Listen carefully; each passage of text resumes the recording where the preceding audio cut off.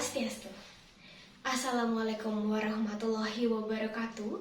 Shalom, namo buddhaya bagi kita semua. Salam sejahtera, salam kebajikan, dan salam harmoni. Perkenalkan, nama saya Nima Demia Wulandari dengan NIM 23110312227, nomor absen 9 dari kelas 3D. Pada kesempatan kali ini, pada video ini saya akan menjelaskan mengenai hasil tugas ujian tengah semester mata kuliah PPKN SD yang telah diberikan. Adapun tugasnya yaitu membuat sebuah rancangan modul yang tidak lengkap beserta dengan alasan mengapa kita memilih metode dan model dari modul tersebut. Nah, pada kesempatan kali ini, saya berkesempatan untuk mengobservasi kelas 5 SD pada pembelajaran PPKN. Jadi, pada video kali ini saya akan menjelaskan mengenai modul yang telah saya rancang, berkhusus untuk anak siswa SD kelas 5. Untuk itu, pembahasan mengenai video akan saya jelaskan pada slide berikutnya. Baik, untuk yang pertama yang akan saya bahas yaitu mengenai informasi umum dari modul yang telah saya rancang. Untuk menyusunnya sendiri yaitu saya, Nima Demia Wulandari, dengan instansi yang saya pilih setelah melaksanakan observasi yaitu SD Negeri 2 Menyali. Dan penyusunan modul ini dilaksanakan pada tahun 2025 dengan jenjang sekolah tentunya sekolah dasar. Nah, pada modul ini saya menggunakan fase C di kelas 5 dengan mata pembelajaran pendidikan Pancasila dan kewarganegaraan. Adapun materi yang saya pilih dalam topik modul ini yaitu materi pendidikan Pancasila pada bab 2 mengenai norma dan juga kehidupanku. Dengan subpokok materi yang akan dibahas yaitu mengenai hakikat norma, nilai dan juga kewajiban. Komponen yang kedua yaitu tujuan pembelajaran. Di video kali ini saya merancang 3 tujuan yang harus dicapai pada pembelajaran ini. Yang pertama yaitu siswa dapat menjelaskan pengertian norma, hak dan juga kewajiban dengan benar melalui penayangan video dan juga diskusi kelas sesuai dengan arahan dari guru. Yang kedua, siswa dapat mengidentifikasi bentuk-bentuk norma, hak dan juga kewajiban di lingkungan sekolah dan juga keluarga secara tepat tentunya dengan mengamati contoh-contoh dari kehidupan sehari-hari dan juga melalui aktivitas kelompok yang nantinya diberikan oleh guru. Yang ketiga yaitu siswa dapat memberikan contoh nyata dari pelaksanaan hak dan kewajiban dalam kehidupan sehari-hari dengan menunjukkan sikap yang nyata tentunya melalui kegiatan permainan edukatif yang sudah dilakukan. Baik, untuk komponen ketiga yaitu media, alat, dan juga bahan pembelajaran. Yang pertama, media pembelajaran yang saya gunakan, yang pertama ada video interaktif, yang kedua ada media pembelajaran interaktif tentunya dengan menggunakan platform WordWall, yang dimana varian yang saya pilih yaitu menggunakan spin wheel untuk memberikan kuis kepada siswa. Yang ketiga ada papan tulis dan juga spidol, dan yang keempat ada LCD dan juga proyektor. Nah, alat pembelajaran yang saya gunakan yaitu kartu situasi, dan yang kedua ada lembar kerja peserta didik. Dan yang ketiga, bahan pembelajaran yang saya gunakan yaitu tentunya menggunakan buku paket pendidikan Pancasila dan juga kewarganegaraan kelas 5 SD, dan juga menggunakan kartu pengelompokan nantinya.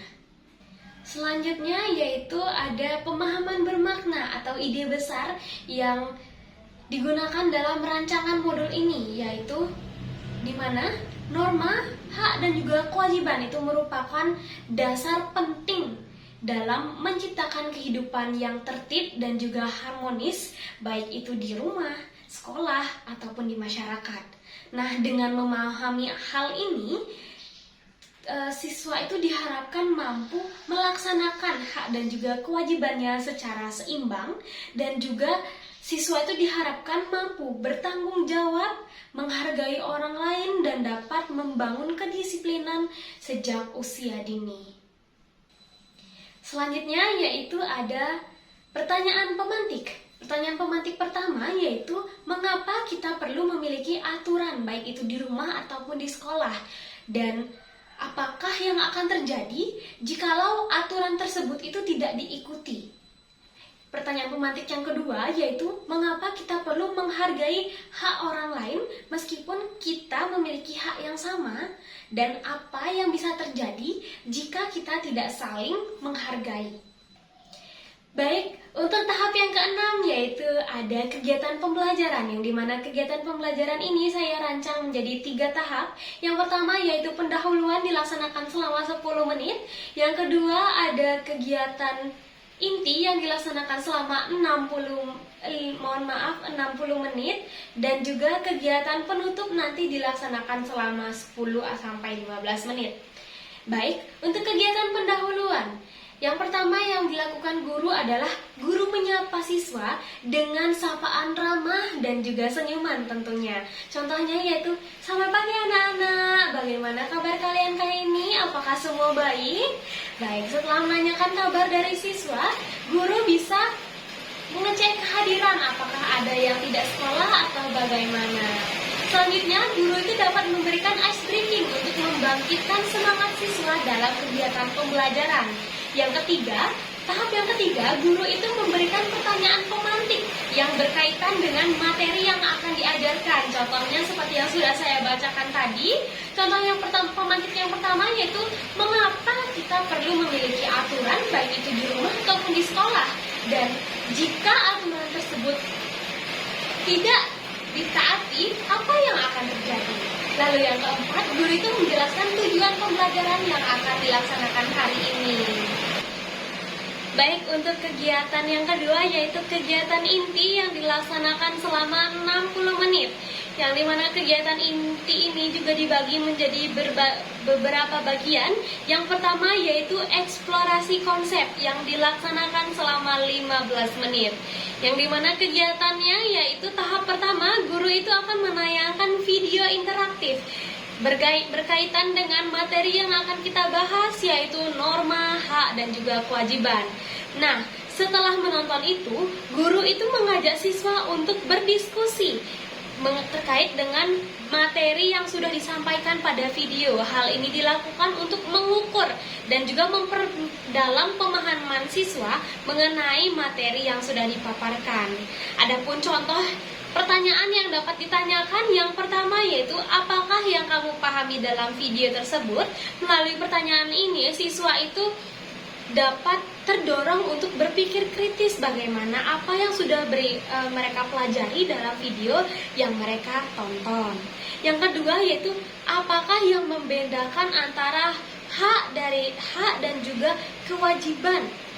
Dan selanjutnya, setelah memberikan pertanyaan itu, peserta didik itu diminta untuk mencatat hal-hal penting yang sekiranya penting yang harus dicatat oleh peserta didik berkaitan dengan materi yang sudah dipaparkan. Baik, selanjutnya di tahap kedua itu ada aktivitas kelompok yang dilaksanakan selama 25 menit. Tahapannya yang pertama yaitu guru membagi siswa menjadi beberapa kelompok kecil dan memberikan LKPD atau lembar kerja peserta didik yang dikerjakan oleh masing-masing kelompok. Tentunya di sini guru juga memberikan kartu situasi yang berisi cerita pendek tentang kehidupan di rumah ataupun di sekolah. Contohnya yaitu kartu situasi, Andi membuang sampah sembarangan, dan atau Siska meminjam pensil tanpa izin. Melalui kartu situasi pelanggaran ini, siswa itu diminta untuk menganalisis bagaimana pelanggaran-pelanggaran norma yang terjadi dalam kartu situasi tersebut dan apa dampak yang dapat ditimbulkan dari perilaku tersebut. Lalu setelah itu, guru akan mengarahkan siswa untuk berdiskusi dengan kelompoknya untuk menentukan apakah norma, hak siapa yang dilanggar, dan juga kewajiban apa yang diabaikan dalam kartu situasi tersebut. Nah, jawaban dari semua hasil diskusi yang telah dilakukan oleh kelompok-kelompok itu akan ditulis dalam LKPD yang sudah diberikan oleh guru. Lalu di tahap terakhir nantinya, guru itu akan memeriksa hasil jawaban yang telah dibuat oleh kelompok-kelompok tersebut secara acak, lalu memberikan umpan balik dan juga apresiasi terkait dengan apa yang sudah mereka kerjakan. Baik, untuk tahap ketiga dalam kegiatan inti itu ada ice breaking, yang dimana nanti guru akan menampilkan pada layar proyektor atau layar LCD video ice breaking yang dapat dilakukan supaya siswa itu tidak membosankan ketika menerima pembelajaran tentunya. Jadi video yang dirancang ini akan berisi gerakan ice breaking supaya siswa itu lebih berpacu untuk semangat kembali, seperti itu. Nah, untuk tahap keempat itu ada bermain kuis yang dilaksanakan selama 15 menit. Nah, pada permainan kuis ini guru menggunakan platform word wall, yaitu spin wheel nantinya atau roda berputar. Jadi guru akan menampilkan layar kuis berupa roda putar ini di depan menggunakan proyektor tentunya. Jadi nanti roda berputar ini akan berisi pertanyaan-pertanyaan berkaitan dengan materi yang sudah siswa terima ketika kegiatan pembelajaran. Jadi nanti guru akan mengarahkan siswa satu persatu ke depan untuk menjawab soal yang diberikan. Lalu setelahnya, ketika siswa sudah menjawab soal tersebut, guru dan juga teman-teman yang lain yang ada di dalam kelas itu memberikan apresiasi, baik itu terkait dengan jawaban yang sudah dijawab oleh siswa. Tidak salah mau itu benar atau salah, yang penting jika memang siswanya benar akan diberikan apresiasi, dan juga ketika siswanya salah juga akan diberikan semangat supaya tidak takut untuk mencoba kembali. Baik, selanjutnya yaitu ada kegiatan penutup, yang dimana kegiatan penutup ini akan dilaksanakan selama 10 menit. Kegiatan yang pertama yang dilakukan pada kegiatan penutup ini yaitu guru mengajak siswa untuk menyimpulkan kegiatan pembelajaran yang telah dilaksanakan. Lalu setelahnya guru akan memberikan pujian dan juga mengingatkan betapa pentingnya melaksanakan hak dan juga kewajiban, baik itu di sekolah, di keluarga, dan juga di masyarakat. Selanjutnya yaitu ada asesmen, yang dimana asesmen yang saya gunakan dalam rancangan modul ini yaitu ada 2 asesmen. Yang pertama ada asesmen formatif selama pembelajaran berlangsung dan juga asesmen sumatif setelah pembelajaran berlangsung. Nah, asesmen formatif yang saya gunakan yang pertama yaitu ada diskusi setelah menonton video, yang dimana bentuk asesmen yang saya gunakan yaitu berupa observasi dan juga tanya jawab dengan teknik yaitu catatan guru mengenai penilaian dari siswa ketika melaksanakan kegiatan dan juga pertanyaan lisan yang digunakan oleh guru. Contohnya yaitu ketika guru bertanya, apa perbedaan antara hak dan juga kewajiban? Siswa itu secara langsung akan menjawab terkait dengan pertanyaan yang diberikan oleh guru.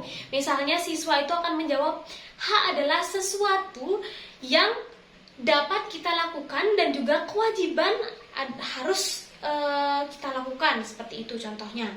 Lalu setelah itu guru akan mencatat terkait dengan respon-respon yang diberikan oleh siswa dan memberikan poin pada lembar observasi yang telah dilaksanakan. Baik, untuk asesmen kedua yang digunakan yaitu diskusi kelompok dengan menggunakan kartu situasi, yang dimana bentuk asesmen yang digunakan yaitu lembar kerja peserta didik dan juga observasi tentunya. Dengan teknik atau instrumen yang digunakan yaitu lembar kerja peserta didik dan juga rubrik penilaian. Asesmen formatif yang ketiga yaitu bermain kuis roda berputar menggunakan platform word wall, yang dimana bentuk asesmennya di sini yaitu menggunakan tanya jawab lisan menggunakan media visual yang ditayangkan di depan proyektor, dan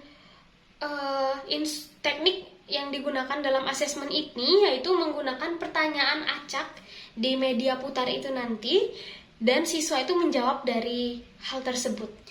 Baik, untuk asesmen yang kedua yaitu asesmen sumatif atau setelah kegiatan pembelajaran berlangsung. Yang dimana di sini saya menggunakan dua asesmen. Yang pertama yaitu kegiatannya menyimpulkan pembelajaran secara lisan, yaitu bentuk asesmennya baik itu secara lisan, individu boleh, kelompok boleh, nanti siapa yang berani menjawab akan mendapatkan poin dari guru. Untuk teknik asesmen yang digunakan yaitu menggunakan tanya jawab reflektif. Dan yang kedua yaitu ada apresiasi perilaku, yang dimana bentuk asesmennya yaitu tentunya penilaian sikap terkait dengan apa yang sudah dilakukan oleh guru, dan juga teknik asesmen yang digunakan yaitu menggunakan catatan hasil pengamatan dari guru. Baik, untuk rancangan modul ini tentunya tidak akan sempurna jika kita tidak menggunakan model, metode, dan juga pendekatan yang sesuai dengan karakteristik siswa. Dan seperti yang sudah kita ketahui, karakteristik siswa itu berbeda-beda antara satu dan juga yang lain, sehingga kita bisa menggabungkan beberapa model, metode, dan juga pendekatan yang sesuai supaya penyampaian materi yang ingin disampaikan itu secara menyeluruh dapat diterima oleh semua siswa, bukan hanya beberapa saja. Nah, di rancangan modul ini saya menggunakan model pembelajaran. Model pembelajaran saya menggunakan dua model. Yang pertama ada model pembelajaran Understanding by Design atau UBD, dan yang kedua yaitu menggunakan model pembelajaran Problem Based Learning. Nah, yang pertama yaitu model pembelajaran Understanding by Design. Kenapa saya memilih model pembelajaran ini? Karena model pembelajaran ini itu dapat memberikan arahan yang jelas dalam kita merancang pembelajaran. Itu dimulai dari hasil akhir yang diharapkan. UBD ini dapat mendorong kita untuk melaksanakan tujuan yang ingin kita capai, sehingga dari awal sampai akhir kegiatan yang kita rencanakan itu terstruktur seperti itu, karena kita sudah menentukan hasil akhir yang ingin kita capai supaya pembelajaran itu bermanfaat bagi siswa. Nah, melalui Understanding by Design ini dapat mendorong guru untuk menentukan terlebih dahulu tentunya tujuan pembelajaran yang bermakna, kemudian menyusun penilaian asesmen yang sesuai dengan pembelajaran dan juga karakteristik siswa, dan juga akhirnya kita dapat memilih aktivitas pembelajaran yang sesuai untuk mendukung penyampaian materi supaya semua siswa itu paham terkait dengan apa yang dijelaskan oleh guru seperti itu. Nah, dalam konteks modul yang saya rancang ini, siswa itu diarahkan untuk memahami hakikat norma, hak, dan juga kewajiban, bukan hanya secara teoritis tentunya, tapi juga secara praktis dan juga kontekstual. Nah, melalui model pembelajaran Understanding by Design ini juga sangat cocok ditetapkan di dalam materi yang seperti pendidikan Pancasila. Kenapa? Karena UBD ini itu memfasilitasi pembelajaran yang bersifat reflektif dan juga bernilai. Dengan menggunakan UBD ini, kita tuh tidak hanya menyampaikan materi, tetapi juga menanamkan nilai-nilai karakter, contohnya seperti tanggung jawab, disiplin, dan juga kepedulian terhadap sesama. Baik, untuk model pembelajaran yang kedua yang saya gunakan yaitu model pembelajaran Problem Based Learning. Yang dimana, kenapa saya memilih model ini? Karena model pembelajaran ini itu mampu mengaktifkan siswa dalam pemecahan masalah yang nyata dan tentunya relevan dalam kehidupan mereka sehari-hari. Nah, melalui PBL ini, siswa itu tidak hanya menerima informasi, tetapi juga menganalisis, lalu mengidentifikasi masalah, dan nantinya akan memecahkan solusi terkait dengan permasalahan yang diberikan oleh gurunya. Nah, dalam modul ini, penggunaan kartu situasi itu merupakan salah satu penerapan dari PBL, yang dimana siswa itu diberikan contoh seperti pelanggaran norma di rumah atau tidak di sekolah, contohnya mengambil barang teman tanpa izin, dan lain sebagainya. Nah, melalui ini itu siswa dapat terdorong untuk berpikir kritis mengenai nilai-nilai yang dilanggar dalam satu permasalahan tersebut. Nah, selain itu, kenapa saya menggunakan PBL? PBL ini juga merupakan model pembelajaran yang berfokus pada student center atau berpusat pada siswa, sehingga hal ini juga sejalan dengan pembelajaran kurikulum merdeka kita pada saat ini tentunya, yang mendorong untuk terbentuknya keaktifan dari siswa dan membuat siswa itu peduli dan juga bertanggung jawab terkait dengan kegiatan yang mereka lakukan. Baik, untuk metode pembelajaran yang saya gunakan pada rancangan modul ini menggunakan 4 metode. Yang pertama itu ada diskusi kelompok, yang kedua ada penayangan video, yang ketiga ada permainan edukatif, dan yang keempat itu ada studi kasus. Yang pertama, kenapa saya memilih metode pembelajaran berbasis diskusi? Karena melalui metode ini itu sering digunakan untuk mendorong siswa dalam mengembangkan keterampilan sosial, komunikasi, dan juga kolaborasi yang mereka miliki. Nah, tentunya dalam diskusi kelompok itu kan siswa itu akan belajar menyampaikan pendapat dan juga menghargai pendapat dari teman yang saling berbeda, seperti berbeda pendapat, sehingga mereka dari sana itu dapat bekerja sama untuk menyelesaikan permasalahan yang diberikan. Selain itu, melalui metode ini juga sangat cocok untuk pembahasan norma, hak, dan juga kewajiban, karena norma sosial itu kan sendiri tumbuh melalui interaksi sosial. Jadi melalui metode diskusi ini itu secara tidak langsung mereka juga belajar terkait dengan norma sosial itu sendiri. Baik, untuk metode yang kedua yaitu penayangan video. Kenapa saya memilih penayangan video? Karena seperti yang kita ketahui, generasi sekarang yaitu generasi Gen Z, Gen Alpha itu lebih tertarik terkait dengan ketika kita belajar itu menggunakan visualisasi. Jadi dengan menggunakan video pembelajaran ini menurut saya merupakan salah satu metode awal yang dapat membangkitkan minat siswa dalam memahami konsep-konsep abstrak seperti norma, hak, dan kewajiban dengan lebih baik seperti itu. Jadi melalui penayangan video ini, siswa itu akan lebih tertarik untuk belajar, lebih mudah memahami, dan juga tidak bosan dalam menerima pembelajaran, sehingga apa yang mereka pelajarkan itu lebih cepat masuk ke dalam pemikiran mereka, seperti itu. Nah, selain itu, hal ini juga menguntungkan siswa yang memiliki karakteristik gaya belajar secara visual atau auditori seperti itu. Dengan ini mereka itu dapat menyerap informasi secara lebih mudah, sehingga seperti yang kita ketahui, penayangan video itu kan juga memiliki media transisi yang baik, dan juga sehingga melalui penayangan video ini kita dapat untuk berdiskusi secara aktif seperti itu. Lalu yang ketiga itu ada permainan edukatif. Nah, kenapa saya memilih permainan edukatif berbasis kuis menggunakan roda berputar atau spin wheel dengan memanfaatkan platform word wall? Ini tuh melalui kegiatan ini tuh kita dapat membuat siswa menjadi lebih tertarik dengan pembelajaran yang kita lakukan, karena pembelajaran itu akan lebih menarik ketika siswa itu terlibat secara aktif dalam kegiatan pembelajaran. Nah, untuk kegiatan kuis ini sendiri, guru akan mengarahkan siswa maju satu persatu, lalu siswa bergerak aktif dalam menjawab soal sendiri, dan ketika benar akan diberikan apresiasi seperti itu. Nah, melalui permainan ini itu dapat menumbuhkan keberanian siswa untuk tampil ke depan dan juga menjawab soal, sehingga dalam jangka panjang ini tuh dapat meningkatkan rasa percaya diri siswa dan juga memperkuat ingatan yang mereka miliki terkait dengan penyampaian materi yang sudah mereka pelajari pada kegiatan hari itu, seperti itu. Lalu yang keempat itu ada studi kasus. Kenapa saya memilih studi kasus? Karena melalui studi kasus inilah siswa itu dapat mengetahui situasi-situasi yang sesuai dengan materi yang mereka pelajari. Contohnya seperti tadi kita menggunakan kartu situasi. Melalui ini siswa dapat mendorong siswa itu berpikir kritis, lebih kritis lagi terkait dengan permasalahan-permasalahan yang diberikan.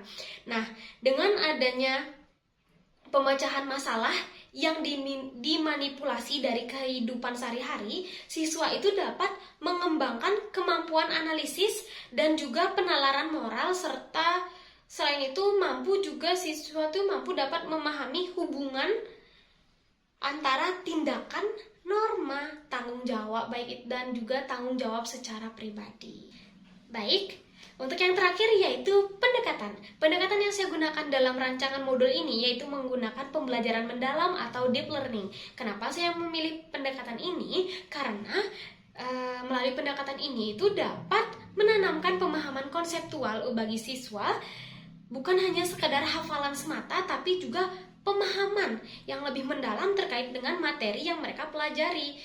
Seperti itu. Nah, melalui ini siswa itu akan dapat terdorong untuk menghubungkan pengetahuan dengan pengalaman mereka sendiri. Lalu setelah itu mereka dapat menganalisis makna dari setiap kegiatan-kegiatan pembelajaran yang telah mereka lakukan.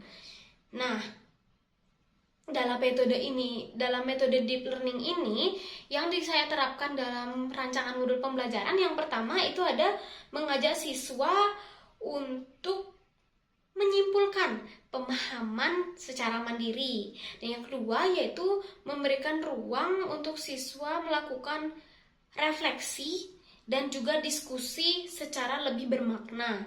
Dan yang ketiga yaitu mengajak siswa itu dapat menyusun pemikiran berdasarkan situasi nyata. Dan yang terakhir itu dapat mendorong siswa untuk mempermudah dalam memahami materi dan juga menunjukkan sikap sesuai dengan nilai Pancasila dalam konteks kehidupan sehari-hari.